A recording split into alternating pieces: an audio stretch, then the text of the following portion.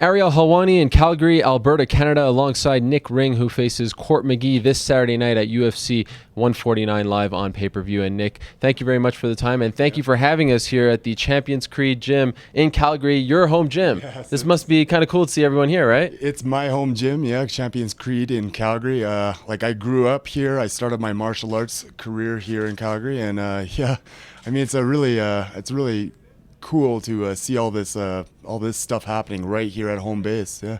You know, we've covered your fights in Australia. You know, you fought all over the place. What's it like just, staying at home and driving your car and coming here to your home gym? I mean, does it feel a little less pressure going into the fight because you're around these familiar surroundings? You know what? I really do like this. Again, the majority of fights that I've had, like as an amateur, they were all, basically in Calgary. I would travel around a little bit too, but yeah, the majority of all my fighting has been here. So this is technically what I'm used to. It's only been the last couple of years where I've done as much traveling as I have. So yeah, this isn't really that much different. It is comforting too. I get to sleep in my own bed.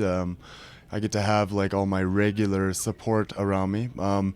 But yeah, so I mean, I'm very, very happy to be here. Now, will you not be staying at the hotel and all that? You're gonna do it a little different? Actually, I have a hotel room. I'm gonna be using it for just kind of here and there. Like if I need to escape, again, being at home. I mean, there's still a lot of stresses that. Right. It's not bad to kind of get away from your environment. And that being said, there is for the last few years I have been traveling, so it does make it a little bit. It is almost somewhat familiar to be in a hotel room leading up to a fight, but it's also nice to have my car, right? So. Yeah. Well, you've been here. Obviously, you train here. You've had an opportunity to sort of get the pulse of the city. What does the city feel about this card? Considering all the injuries, considering all the changes, it's sold out, and they're obviously still supporting it. But are people a little down on the card? Are they looking at the bright side? What's your take on that? Well, you know what? UFC 149 has had a lot of injuries. Yeah, I think obviously it's disappointing to people, but at the same time, it's a UFC coming to town. Like it is a sold-out show, and there's going to be tons of support. I mean, there still is tons of support for this show. I mean, like everybody I talk to, I mean, they're very happy for it to be here, and whatever. I guess it's more attention I'm getting. So. Yeah. Yeah, I'm one of the few guys who's not injured, so good. Well, good for you, and hopefully we bubble wrap you for the next 5 days. Yeah, quarantine me, please. I don't need this curse to spread my way, right? It's almost like you were inviting the curse because you've been very much in the news over the last month, taking down a group of muggers outside of Starbucks, a group of kids beating up a nice young couple, and you just said, screw the injury curse. I'm going to go in there and beat these guys up, take them down before the police. Why would you do something like that? Why did you feel the need to do something like that? I felt the need to do something about that because it needed to be done. There was nobody else there to help, and those two were in trouble. It was simple as that. It was a disgusting, cowardly act I was watching, and I couldn't let it continue. It had to stop. I don't know what possesses a person or group of people to think that that's okay to do that, but it's not.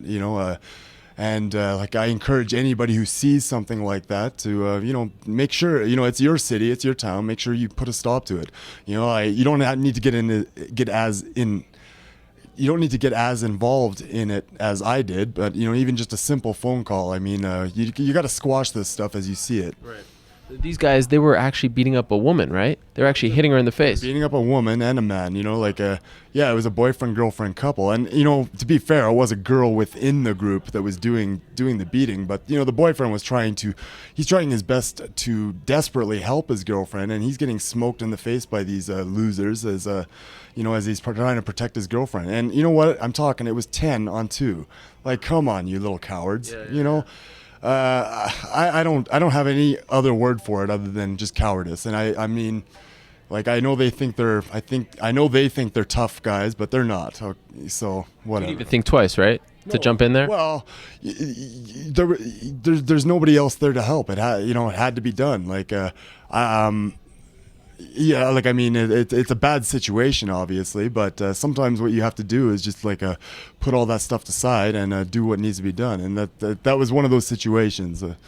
You know, I read a story where when they were getting arrested, one of the guys was like, "Yeah, you and me one-on-one," and you were like, "Anytime, anytime." You know, Have you heard from these guys, or have you seen it? Because I'm sure they know now who you are. you know what I find funny is, you know, yeah, this little brat, he's you know, when the police are there and there's no chance of one-on-one, he's all about the one-on-one. Like, you know, you know, when 10 minutes earlier I saw him 10-on-2 against a boyfriend-girlfriend couple. Like, okay, like either you're brave or you're not. Okay, like you can't choose when you're brave. When you know there's no chance of injury. I mean, that's not bravery. That's just bravado. That's you know, plain and simple.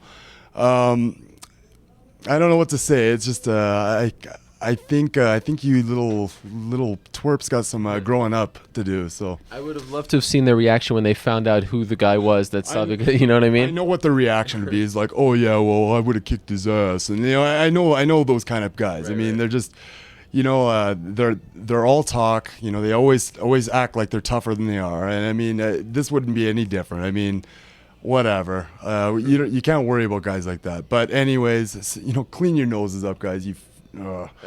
I swear. Okay, I don't want to get you too riled up. Let's finish on the fight. You're fighting Court McGee. It's a rematch for you. You beat him on the show. Is this a fight that you've been hoping that the UFC would put together, because you did beat him, you get injured, he goes back in the show and wins the show? Well, you know what? I'm happy about this fight. Like, I think it's a good fight. Just for the fans. Like, I mean, seriously, I'm as far as like what happened on Ultimate Fighter, I mean, that's 2 years ago. I mean, I think that we're completely different fighters.